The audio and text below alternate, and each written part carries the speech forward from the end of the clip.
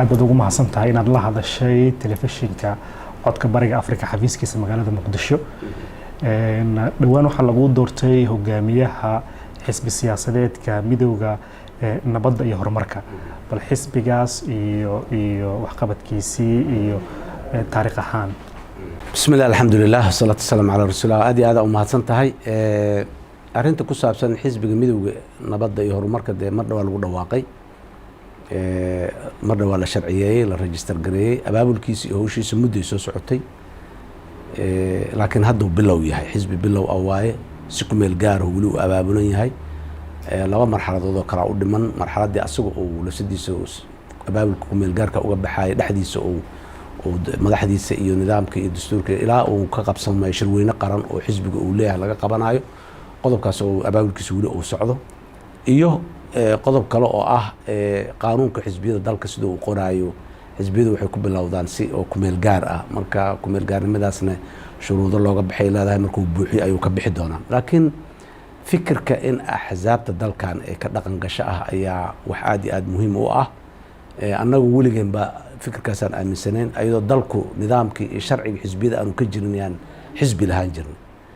xisbiyo badanaan dalka ka jiray laakiin nasiib darro waagaasi ma jirin qaanuunkii xisbiyada iyo nidaamkiisii kala hagaaya ma jirin marka waxaa marka hadda maadaama sharcigii la meel mariyey nidaamka xisbiyada marka hadda sidaas ku bilowday xisbigan marka midowga nabadda iyo horumarka wuxuu ka koobmaa 3 qaybood 2 xisbi oo hore u jirtay oo xisbi la dhihi jiray PDP oo aniga aan oday ka ahaa iyo xisbi kale oo asna jiray oo daljir la dhihi jiray oo niman kale oo odayaal ayagana ay siyaasiyiin waaweyn ay odayaal ka ahaayeen iyo kudlad baarlamaani ah oo baarlamaanka dhexdiisa ka jirto kudladda horsocod la dhihi jiray oo isu tagay ayaa hadda xisbigan sameeyay anigana oday iga dhigtay marka xisbigu xisbi qaran muuqaal qaran leh dalkoo dhan inuu ka hana qaado aan rabno waaye dabcan duruufo adag dalka waa iska jiraan dhaqanka xisbiyada waa cusub yahay qaanuunka weli waxbaa ka dhidhiman daldaloolo waa leeyahay laakiin bilow aad iyo aad u fiican waayahay waxaan arkaynay dhawaan xubno xisbigiina ku jiray idinkoo bilow ah ay sheegaan inay xisbigii ay ka baxeen arrintaas maxay tahay dabcan wax kasta markay bilow yihiin waa iska fahamsiin dadku marka hore waa laga yaabaa in caatifada ay ku soo galeen ayaguna xisbiga fahmin ay soo galeen barasharo kale oo qabali ah iyo waxaas inay meelo kale ka fuuleen asbaabo badan marka laakiin xisbigu waana la geli karaa waana laga bixi karaa marka qaanuunka tilmaamaya sida looga baxay iyo sida xisbi looga mid noqdo intaba marka dib weyn iyo culeys anaga uma aragno in qof xisbigii haddii uu sidii uu rabay uu ka heli waayey ama ajandaha xisbigu ku qanci waayo ama culeysyo kaloo asiga u gaara ay ku yimaadaan inuu ka baxayo wax culeysoo weyn ay ku hayso mara qof iyo 2 iyo 3 ka baxdana wax weyn ma ka bedelayso inkastoo dadka xisbiga wacyigelin badan iyo fahamsiin badan iyo يعني وذا هذا يعني بدن حوار بدن ونوسعده ودتك فهم إن فهم سينا ربنا وعي حزبينا حزب النمط اسكا قابن وحياة بدن أسباب بدن أجرو مركا دب وين ما مجريو وهذا خلاف وين أنا جدت كاسنا دحمرين مجرو لكن علاسي أيجو أوجار يظروف أيجو أوجار بسببي هذا هو شرب أيجو حر أي ماذا المانتن أيجو حر هذي بحياة وحابي على ذي هذا مرة كل ما دي وجود بي مجال المقدسة تقابتين وحكده مقدي هوين بدن دلنيرو دور كينا كورن أو سينتا إن هوين كأيو دلنيرو ده أو مانتن أجنه الصومالي إني نمبر في عنه كيهين سيدا الله شيء دلنيرو ده رجع هوين بس وجرها هرت بقولك بطلباتن إني مجتمع برشة الصومالي دي هين أيا statistics-ka ama ayaa lagu sheegaa tirakoobyada qaarkood gabdhuhuna guud ahaan dadka inay rag iyo haween markii la haweenku inay badan yihiin la sheegaa marka qaybaha bulshada ugu badan waa qaybaha muxuu ahaay xisbigan waa qodob koobaad qodobka labaad yani xisbigu wuxuu target gareeyay inay qaybaha bulshada ugu badan inay yihiin muhiimadda koobaad waxa loo siiyay waa qodobka labaad waxa weeye xisbigan xisbi oo mustaqbalka fog inuu sii jiro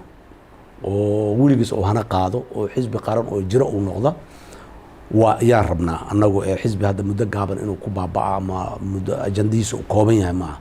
maadaama sidaas la rabo marka mustaqbalka in loo diyaar gareeyo hoggaanka cusub ee xisbiga berri imaan doono iyo dadkii in hadda lasoo saaro la baro nidaamka xisbiyada siyaasadda lagu soo wacyigeliyo mushkiladahan haysta waxaa ka mid ah badanaa siyaasadda waxaa yimaada dad aan yani wax badan aanan siyaasadda ka ogeyn fahmin ama jaamacado kusoo qaatay laakiin mushkiladda soomaaliya siyaasadda soomaaliya in la xaliyo jaamacad lagu dhiga adduunka ma jirto marka dadka waxaan rabnaa dhalinyarada ah weliba si gaara iyo gabdhaha waxaan u taarget garaynayna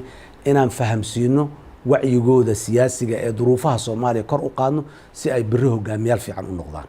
waayahay dhowaan madaxweyne waxaad ka mid ahayd madaxdii soomaaliyeed ee lagu casuumay shirkii garowe ee lagu caleebasaarayey madaxweyne dane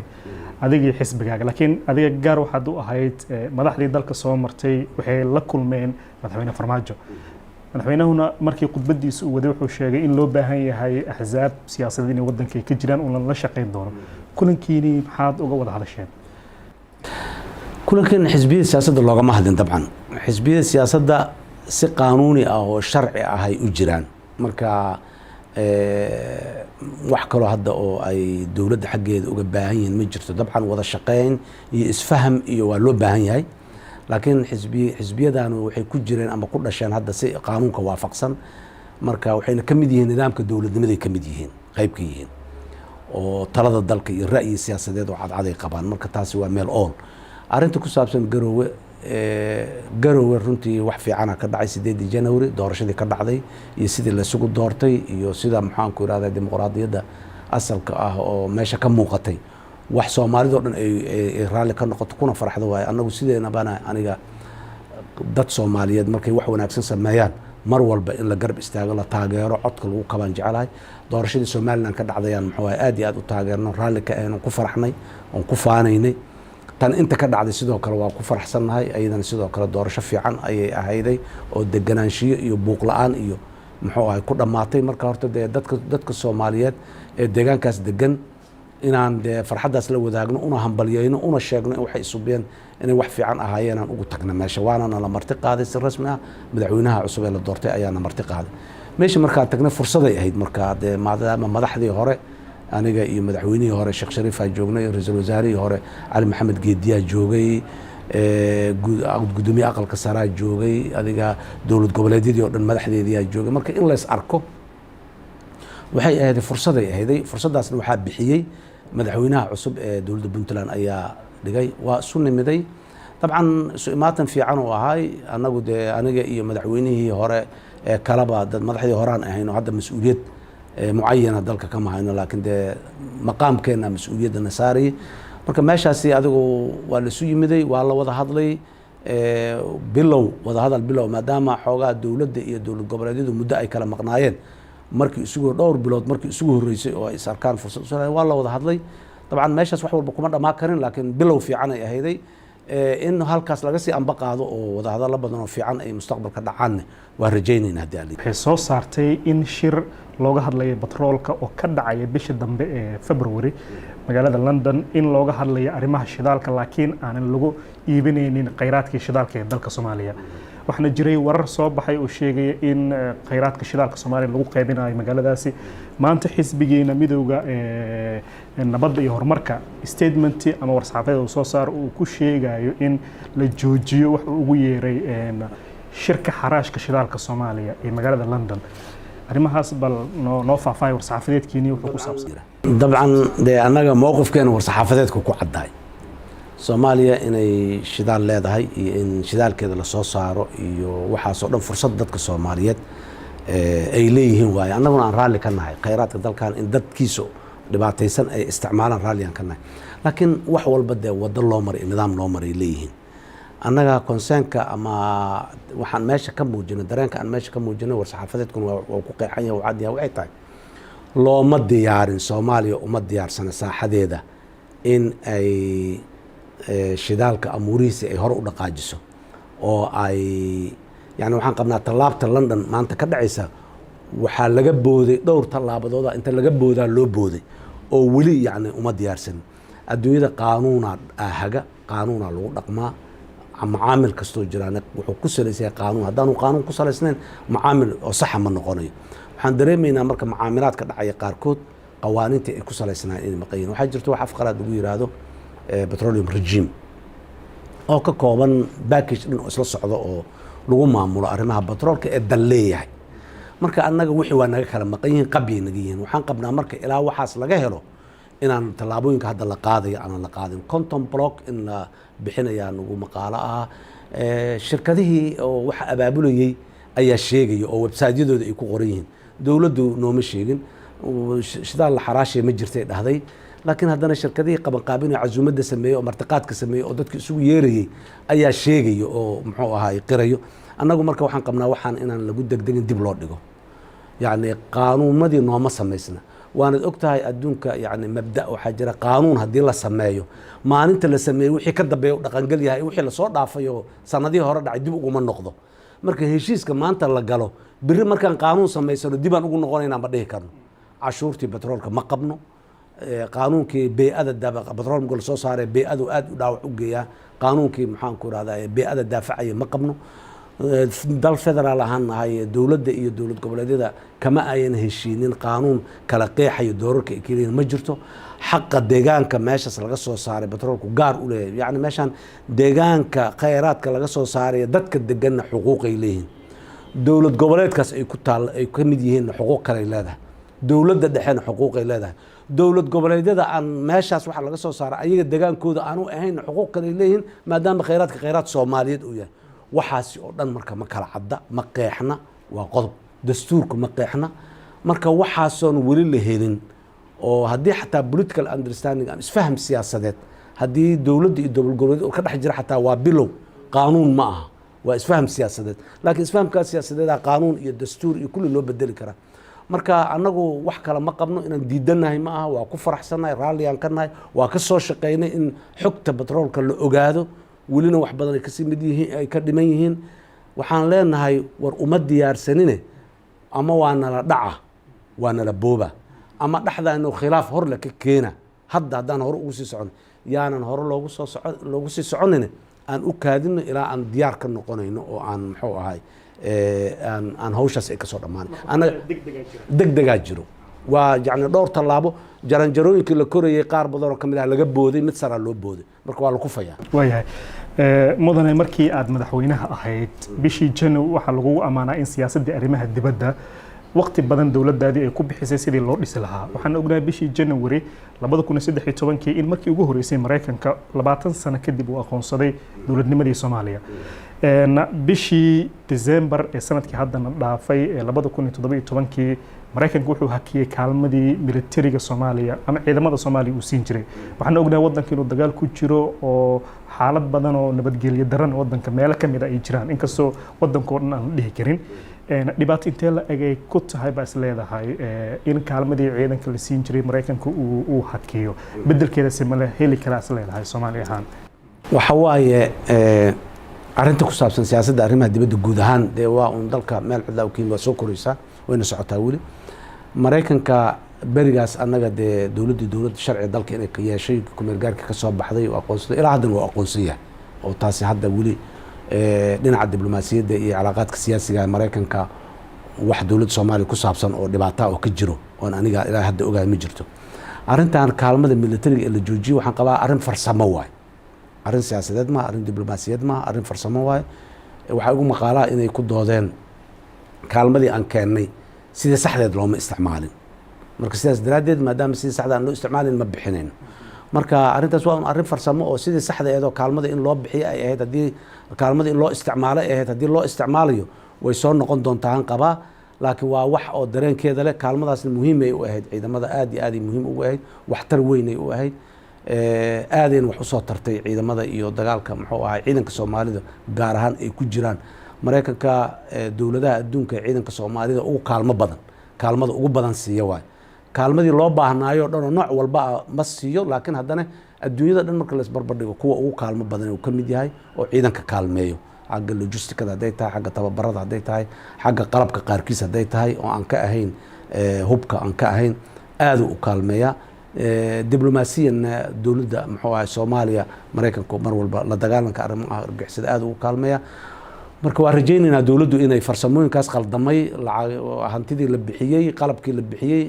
si sax ah in loo isticmaalay, dareen ay qabaan. marka dowladdu inay waxaa ka qanciso dariiqiina ay kusoo noqoto sidii saxda ah loo isticmaalayo kaalmadii loo isticmaalo intaas una ay ku xiran tahan isleeyahay laakiin siyaasiyan dowladda Mareykanka iyo dowladda Soomaaliya dhibaato ka dhex jirto ognahay ma jirto mudane dad badan oo aan ka mid ah waxay isweydiinayaan 20kii sano ee la soo dhaafay madaxdii dalka soo martay tusaale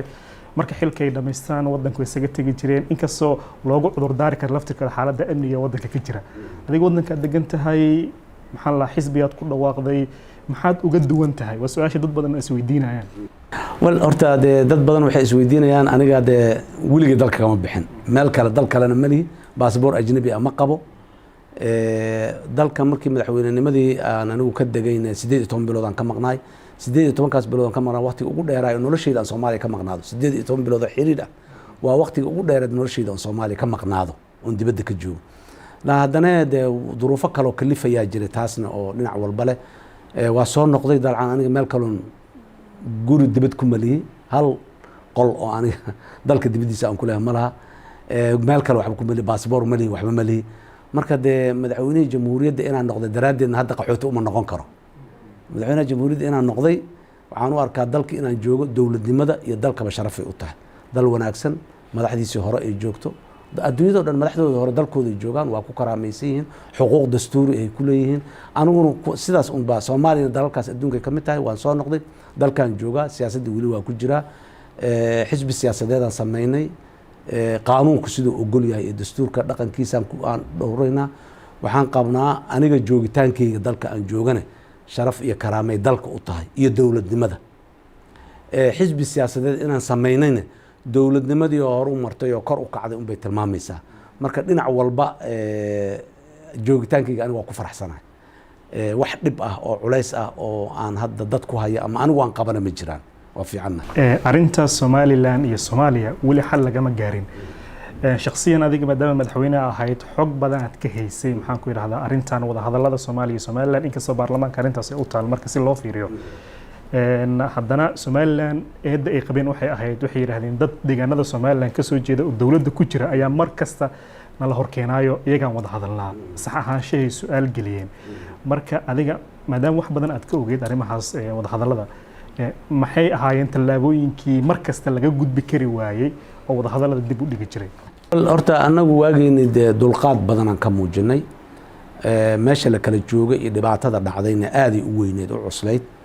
gaar ahaan walaalaheen reer Somaliland dhibka ay tirsanayeen oo ay qabeen dhib aad iyo aad u culus ah garaawshiyo iyo garaabiday mudnaayeen annagu marka ugu horeyso taasaan horta aan la nimiday waxaan la nimiday in waxaasna aan ka garaawno Somaliland sideeda aan Somaliland ahaan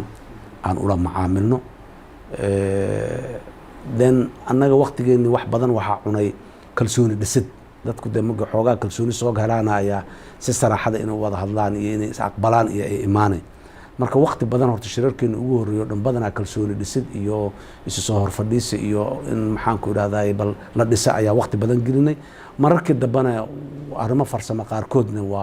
waa ka macaamilnay oo meelo badan isaga soo dhowaanay marka runtii anigu dad badanaa qabo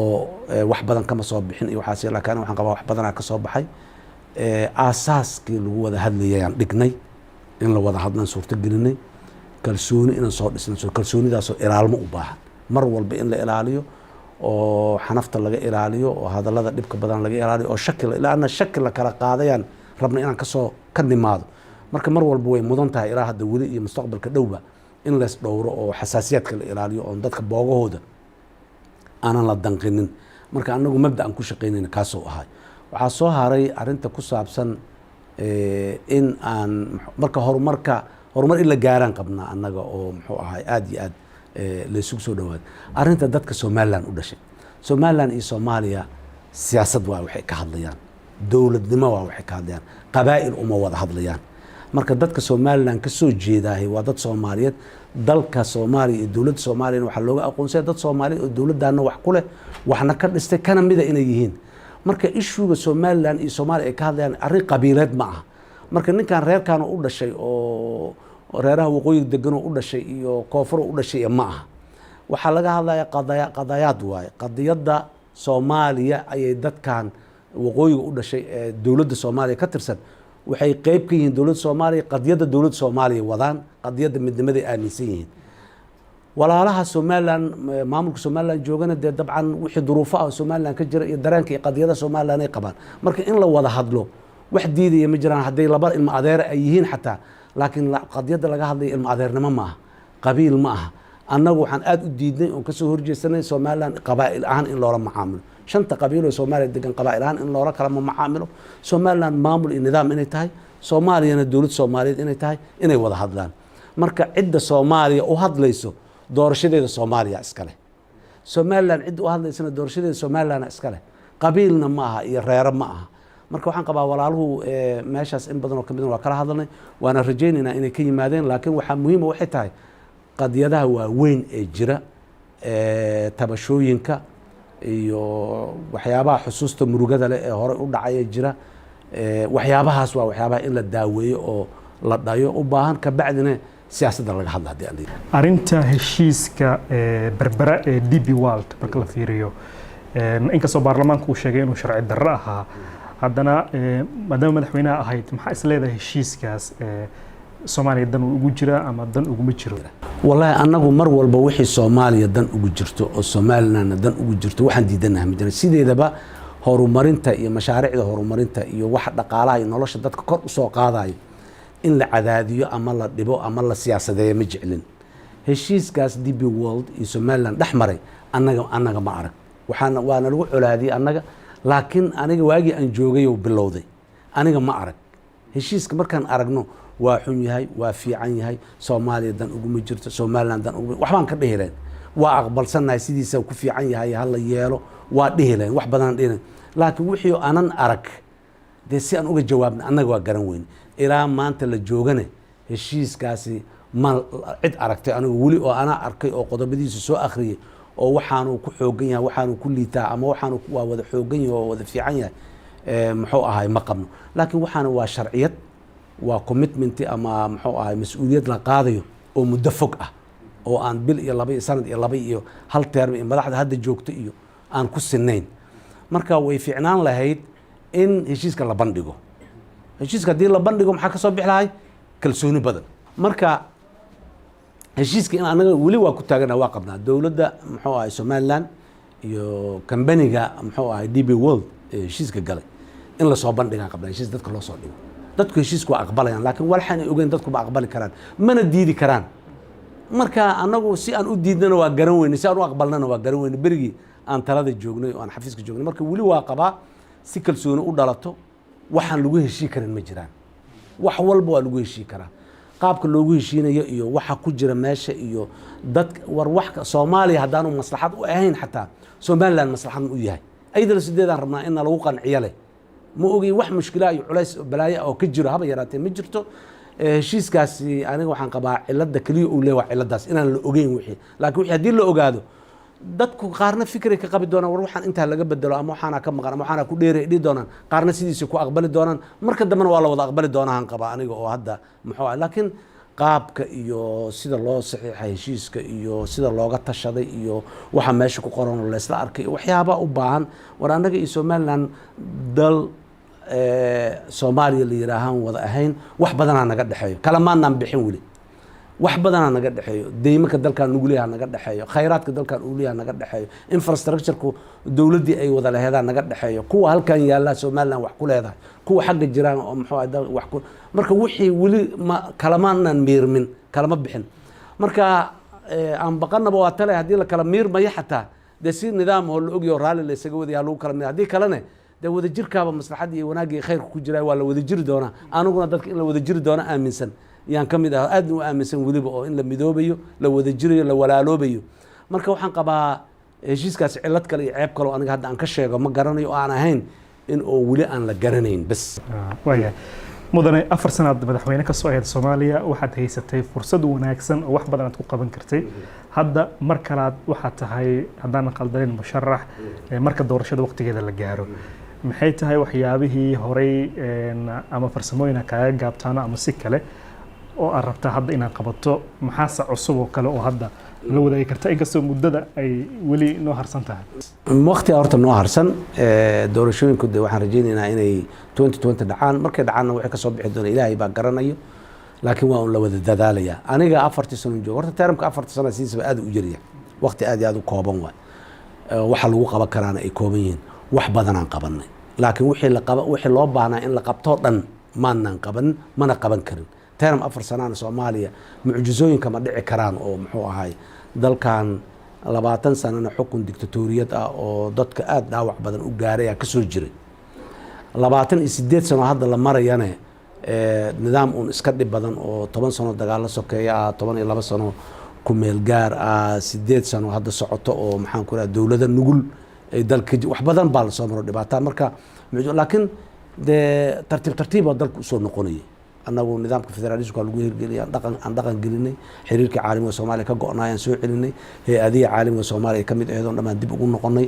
waxaan suurto gelinay dalka in maxaan ku iraadaayay nidaamkiisii xukunka iyo kala qaadashada iyo wixii isbedelkay inaan si nabada oo wanaag inuu ku dhici karo dadka Soomaaliya caalamka inaan tusno dabcan waanad xusuusataa barigi campaign-ka lagu jiray oo aan doorashada tartankeeda ku jirnay hal hayskeenu wuxuu ahaay war annaga wixii aan qabiyeynay rabnaa inaan dhameystirno annaga qabiyaan ka tagnay madaxweynaha iyo dawladda hadda joogtana qabiye ka tagi doontaa tan dambana qabiye un ka tagi doontaa waxaan Soomaaliya sanado badan ay u baahan tahay in dib u soo kabato ee qof lagu eedeyn karo ama dusha loo suri karaa ma jirto hal mar maxaa mucjiso ay u dhici weyday marka annagu waxaan qabnaa waxyaabihii aan bilownay oo aan ka tagnay oo aan ogeyn inay bilow yihiin waxaa laga hortabin ama priorities wax la yiraahdo la sameeya wixii priority ah markaas aan sameyn karnay